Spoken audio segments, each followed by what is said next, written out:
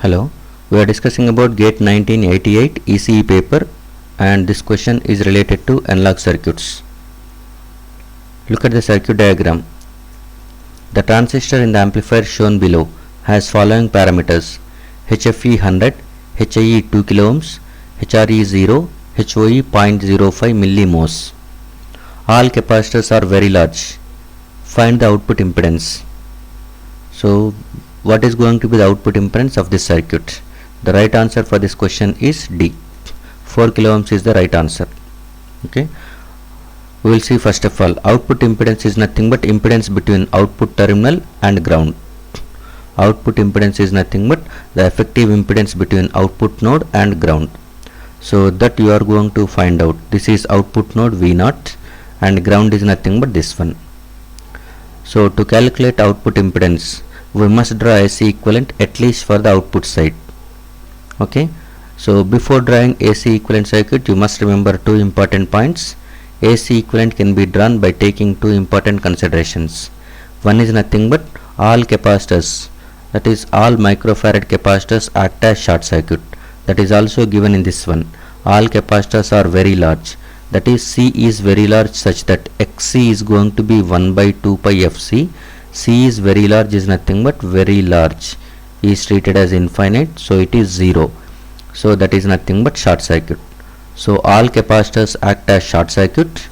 So this is what this capacitor is acting as short circuit, removing the capacitor with a short, removing the capacitor with a short. First consideration. So whenever you are doing in this way, this 1 kilo ohm doesn't have any effect. Directly emitter of this transistor is connecting towards ground. Okay, and next second is nothing but if any DC voltages are present, at that time they will be replaced with a short circuit. If any DC currents are flowing, at that time they will be replaced with open circuit. Since it is a DC voltage, so this will be treated as ground, that is shorted with a ground.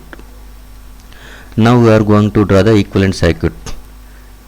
So this is common emitter amplifier, whereas this is emitter and this side is collector. Always arrow implies emitter and this side it is base. So we are only interested in the output impedance, that is we have to draw the AC equivalent circuit on the at least output side. Since emitter is directly connected to ground, collector is nothing but this terminal. So there is a 5 kilo ohm resistor which is connected between collector and ground. So you can draw in this way. There is a 5 kilo ohm resistor which is connected between collector and ground. It is 5K. Say it as RC. Then the others are going to be connected across input side. So if you are looking at this is base, you can also draw this one. So 58 kilo ohms is between base and ground because VCC is acting as ground. So 58 kilo ohms is going to be connected across, okay, base and ground, and this 10 kilo ohms is also between base and ground. So there is a one more resistor connected across base and ground. One is 58K, the other is nothing but 10K, and capacitor is acting as short circuit. This is the input signal directly connected across base. So this is what AC equivalent circuit for the given transistor amplifier. Now output impedance, because we are taking output across these two terminals, output impedance is nothing but Z0. Okay, so if you are looking into this output node, this is output node or V0, you can say like this.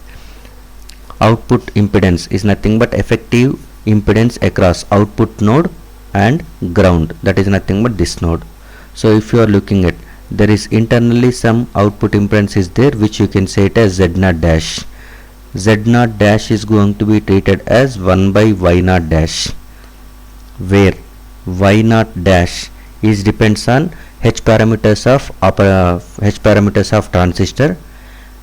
Okay, that can be written as HOE minus HFE HRE divided by 1 plus HIE, and all parameters are given.